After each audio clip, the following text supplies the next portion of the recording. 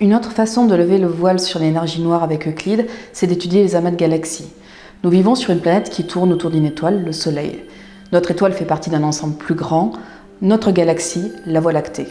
La Voie lactée elle-même fait partie d'un ensemble plus grand qu'on appelle l'amas local.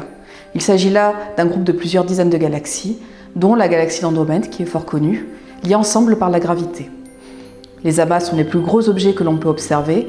Ils peuvent contenir jusqu'à plusieurs milliers de galaxies et peuvent peser jusqu'à 1 million de milliards de soleils. La distribution des galaxies, telle que l'on l'observe aujourd'hui dans l'univers, est loin d'être homogène. En effet, les galaxies tapissent des structures, comme par exemple des grands murs, des filaments qui s'organisent dans l'espace.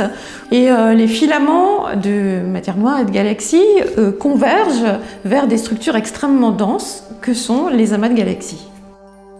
Aujourd'hui, on pense que la formation des structures se fait de manière hiérarchique, avec formation en premier lieu des petites structures et ultérieurement de structures plus massives.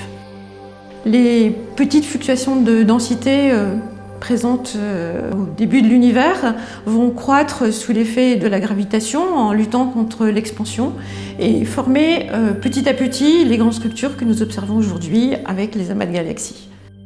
On va chercher à cartographier et à recenser les amas de galaxies de l'univers proche à l'univers lointain. En effet, leur abondance en fonction de leur éloignement et en fonction de leur masse est sensible au modèle d'univers et en particulier au modèle d'énergie sombre. Regarder loin dans l'univers signifie regarder dans le passé. En effet, la lumière ne traverse pas l'univers de manière instantanée. Elle part de l'objet que l'on étudie et elle fait tout le trajet jusqu'à nos yeux, nous montrant l'apparence de notre sujet d'étude tel qu'il était au moment de son départ. Elle nous donne aussi une information supplémentaire, la distance qu'elle a parcourue. C'est son redshift qui porte cette précieuse information. Avec ça, nous savons deux choses.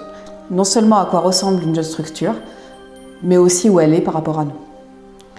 L'enjeu de notre travail va donc être de fournir les algorithmes permettant de détecter les amas de galaxies afin de dresser leur distribution à différentes époques de l'univers. Alors que les amas de galaxies proches sont identifiables facilement, les choses se corsent lorsqu'on s'intéresse aux amas les plus distants. En effet, les galaxies qui le composent sont peu lumineuses et elles sont noyées parmi la population de galaxies faibles qui sont très nombreuses. D'autre part, les amas distants sont majoritairement moins gros que les amas proches.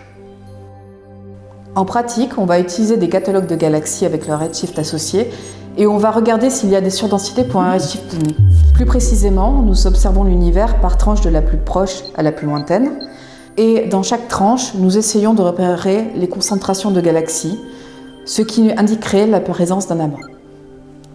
Après avoir identifié les amas, nous allons les caractériser, en particulier compter le nombre de galaxies qui les composent et les peser en utilisant les distorsions de galaxies par optique gravitationnelle. Une fois les amas détectés et caractérisés avec les informations de distance et de masse que nous avons glanées, nous allons pouvoir exploiter ce catalogue pour tester nos modèles d'univers et caractériser leurs paramètres. Le catalogue d'amas de galaxies d'Euclide sera révolutionnaire. En effet, aujourd'hui, nous connaissons une poignée d'amas lointains. Et avec le grand relevé d'Euclide, nous nous attendons à découvrir plusieurs centaines de milliers d'amas de galaxies, dont plusieurs dizaines de milliers de galaxies seront à très grand redshift.